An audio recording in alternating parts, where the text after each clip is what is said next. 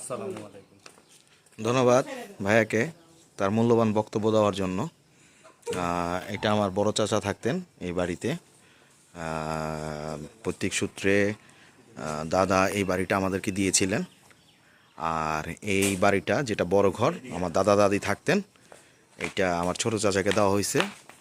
আমার ছোট চাচা, আমার যে ছোট চাচা আছেন, ওনার ছেলে সজীব, আমার কাজিন, ও এখন আপনাদের উদ্দেশ্যে কিছু বলবে। বল, কিছু বল। ডালো আসতেছি। আসসালামু আলাইকুম। এখন আমি আমার দাদার বাড়িতে আছি। গ্রাম হচ্ছে প্রত্যেকটা মানুষের শিকড়, যে শিকড়ের টানে সবাই গ্রামে ফিরে আসে। গ্রামটা একটা আবেগ।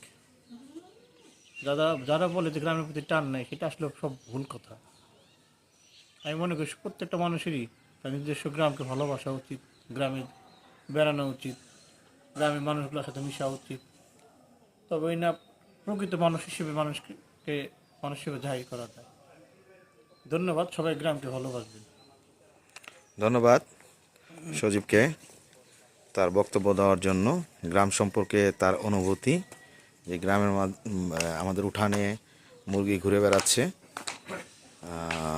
বিড়াল আছে, ছাগল আছে।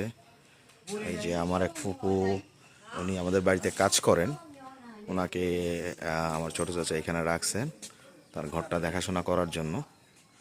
আমরা আসলে আমার বড় চাচার এখানেই উঠি, বড় চাচার এই ঘরে আমরা উঠি। চাচি কই? চাচি এদিকেন। এই হচ্ছে বড় চাচার ঘর।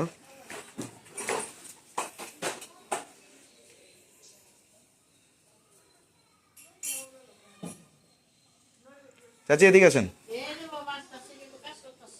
আসেন আসেন। এই হচ্ছে আমার চাচি, বড় চাচি।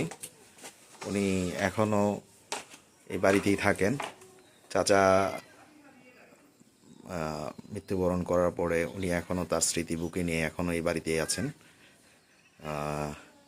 এখনও আমরা আসলে উনি পাগলের মতো হয়ে যান। নিজের সন্তানের চেয়ে উনি কোনো অংশে কম আমাদেরকে আদর করেন না। তো চাচি, আপনি কিছু বলবেন? তুমি যদি বলতো আমি আর কি আমার ছেলে না না, আপনি আপনি আপনি বলেন। না, আমার ছেলে বললেই হবে, আমার বলতে হবে না। চাচি আসলে একদম সহজ সরল মাটির মানুষ। উনি